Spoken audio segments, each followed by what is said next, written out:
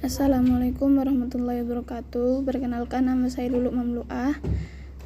Kali ini pada matkul Pancasila dengan dosen pengampu Ibu Desi Puspitasari SS MPD. Pada kali ini saya akan menjelaskan tentang ideologi yang ada di dunia. Ideologi yang ada di dunia itu sangat banyak sekali. Tapi pada kesempatan kali ini saya akan menjelaskan beberapa di antaranya, seperti komunisme, liberalisme, sosialisme, dan ideologi yang ada di negara kita, Indonesia, yaitu Pancasila. Dengan setiap ideologi saya akan menjelaskan tentang definisinya, ciri-cirinya, dan kemudian kelebihan dan kekurangan dari setiap ideologi.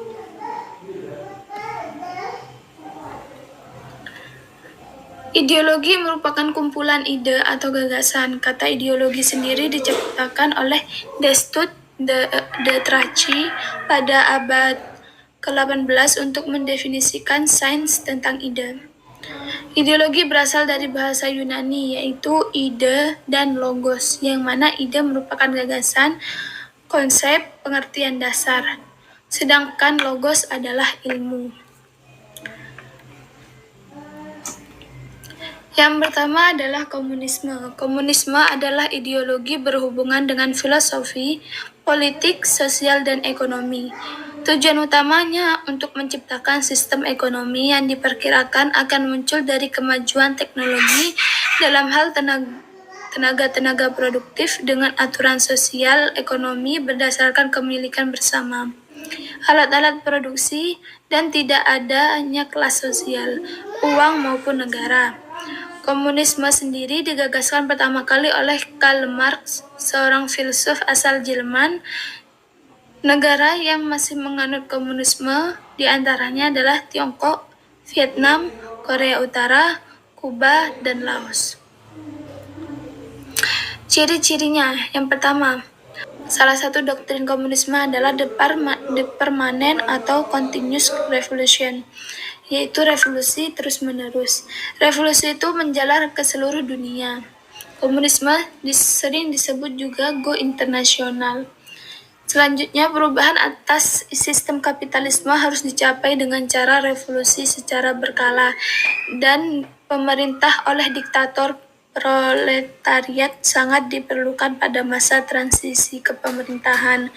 Kemudian yang terakhir, dalam dunia politik, komunisme menganut sistem politik satu partai, yaitu hanya ada satu partai dalam suatu negara itu, yaitu Partai Komunis, dan tidak ada partai selainnya. Kelebihan dari adanya ideologi komunisme ini diantaranya adalah di bidang ekonomi cenderung lebih mudah mengendalikan angka pengangguran, inflasi, dan lainnya karena pemerintah memiliki kendali penuh. Kemudian, setiap individu dianggap sama sehingga tidak ada pihak-pihak yang merasa lebih unggul atau lebih rendah. Kemudian selanjutnya, umumnya jarangnya terjadi krisis ekonomi atau kasus kelaparan karena pemerintah telah mengatur masalah ekonomi secara terpusat dan masyarakat hanya mengikuti. Itu kelebihan-kelebihannya. Kemudian kekurangannya adalah tingginya potensi terjadi monopoli yang dilakukan oleh pemerintah atau aparat pemerintahan yang dapat merugikan masyarakat. Karena di setiap negara yang menganut ideologi komunisme, yang memegang kekuasaan itu adalah pemerintah. Kemudian pada praktiknya komunisme cenderung tidak menghargai hak asasi manusia. Selanjutnya, tidak ada kebebasan individu untuk berkembang sehingga masyarakat cenderung pasif dan tidak memiliki motivasi untuk berkembang. Selanjutnya adalah liberalisme. Liberalisme adalah sebuah ideologi, pandangan filsafat, dan tradisi politik yang berdasarkan pada pemahaman bahwa kebebasan adalah nilai politik primer. Paham liberalisme ini terdapat di beberapa benua, seperti diantaranya benua Asia, Amerika, dan benua Eropa. Benua Asia diantaranya seperti India, Israel, Jepang, Korea Selatan, dan lain-lain. Kemudian yang di benua Amerika terdapat Amerika Serikat, Brazil, Kolombia, dan lain-lain. Kemudian di benua Eropa, Yunani, Islandia, Swedia, Spanyol, dan lain-lain, dan masih banyak negara-negara lainnya. Ciri-cirinya. Ciri-ciri liberalisme biasanya ditandai oleh dua ciri utama, yaitu kebebasan masyarakat dan keterbatasan peran pemerintah. Kebebasan masyarakat. Ini maksudnya adalah setiap masyarakat yang tinggal di negara yang menganut paham liberalisme bebas melaksanakan apa saja dalam berbagai aktivitas ataupun kegiatan seperti aktivitas perdagangan, gaya hidup, juga penganut agama ataupun kepercayaan. Kemudian maksud dari keterbatasan dan peran pemerintah adalah dalam pemerintahan liberal, pemerintah biasanya hanya menetapkan peraturan-peraturan dasar yang benar-benar penting saja.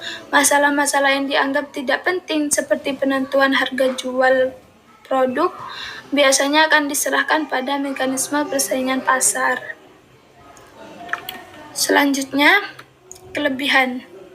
Kelebihan dari ideologi liberalisme itu diantaranya adalah adanya keinginan dan inisiatif dari masyarakat untuk menjadi lebih baik.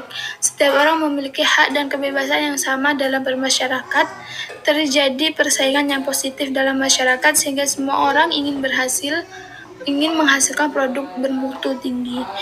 Pers memiliki hak dan kebebasan untuk memberikan kritik tajam terhadap pemerintah, tentunya dengan batasan dan etika pers yang berlaku. Selanjutnya, kekurangan dari ideologi liberalisme, yaitu kekurangannya diantaranya pihak yang memiliki sumber daya cenderung melakukan eksploitasi pekerjaan sehingga menimbulkan kesenjangan sosial dalam masyarakat. Terjadinya monopoli terhadap masyarakat golongan kecil atau miskin. Timbulnya persaingan bebas sehingga pemerataan pendapatan di masyarakat akan sangat sulit dicapai. Munculnya kelompok masyarakat yang menganggap dirinya lebih tinggi derajatnya dari masyarakat lain atau sebaliknya. Kemudian selanjutnya adalah sosialisme. Sosialisme secara etimologi berasal dari bahasa Prancis yaitu sosial yang berarti kemasyarakatan. Sosialisme adalah paham yang menghendaki segala sesuatu harus diatur bersama dan hasilnya dinikmati bersama-sama. Menurut W. Surya Indra, sosialisme adalah ajaran kemasyarakatan tertentu yang berhasrat menguasai sarana-sarana produksi serta pembagian hasil produksi secara merata. Umumnya, sebutan itu dikenakan bagi aliran yang masing-masing hendak mewujudkan masyarakat yang berdasarkan hak milik bersama terhadap alat-alat produksi, dengan maksud agar produksi tidak lagi diselenggarakan oleh orang-orang atau lembaga perorangan atau swasta yang hanya memperoleh laba tetapi semata-mata untuk melayani kebutuhan masyarakat.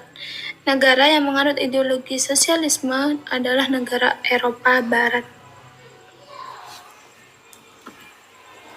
Kelebihan-kelebihannya diantaranya tingkat efisien yang tinggi, kesejahteraan masyarakat yang lebih besar, tidak terjadi praktek monopoli. Kemudian ciri-cirinya mementingkan kekuasaan dan kepentingan negara, tidak ada kelas kaya dan miskin ataupun kelas majikan dan buruh, sebab semuanya sama. Mencita-citakan masyarakat yang di dalamnya dapat bekerja sama dan solidaritas dengan hak-hak yang sama. Sosialisme berpegang pada prinsip-prinsip kesederajatan dan pemerataan. Kekurangannya adalah kurangnya kebebasan ekonomi. Kemudian konsumen menderita. Tidak adanya kebebasan politik.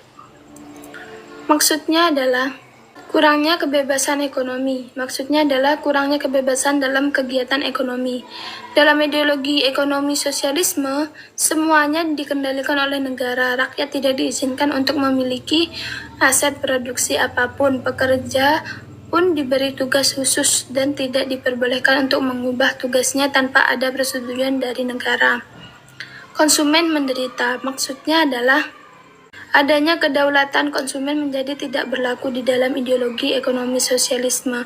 Konsumen tidak dapat menikmati hak-hak konsumen seperti yang terdapat dalam ideologi yang lainnya. Kemudian tidak adanya kebebasan politik. Maksudnya adalah kebebasan untuk berbisnis, memilih pekerjaan, dan banyak kebebasan penting dalam lainnya untuk ekonomi yang makmur tidak ada. Akibatnya, semangat dari demokrasi menjadi mati. Kebutuhan dasar dari rakyat dengan ideologi sosialisme memang terpenuhi, namun pemenuhannya tidak terlepas dari tergadaikannya kebebasan berpolitik dan berekonomi. Kemudian yang terakhir adalah ideologi bangsa Indonesia, yaitu ideologi Pancasila. Ideologi Pancasila pada hakikatnya bukan hanya merupakan hasil perenungan atau gagasan seseorang atau kelompok seperti ideologi-ideologi lain yang ada di dunia. Pancasila diambil dari nilai-nilai leluhur, budaya, dan nilai religius bangsa Indonesia sendiri. Pancasila berkedudukan sebagai ideologi bangsa dan negara.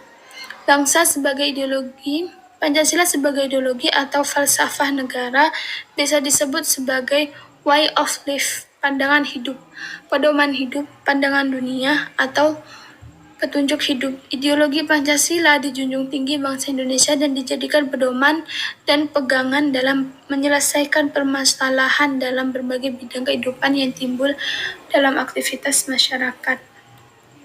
Pancasila bersifat inklusif, tidak totaliter, berasal dari moral budaya masyarakat sendiri, tidak memisahkan negara dengan Tuhannya. Kemudian, kelebihannya mencakup nilai-nilai positif yang diambil dari berbagai ideologi, menutup kelemahan dari kedua ideologi dan yang bertentangan, ekonomi yang menyangkut hajat hidup orang banyak dikuasai oleh pemerintah, sehingga tidak mengorbankan rakyat, bersifat fleksibel yang artinya mengikuti perkembangan zaman. Kemudian kekurangannya dapat menimbulkan tafsir yang berbeda-beda.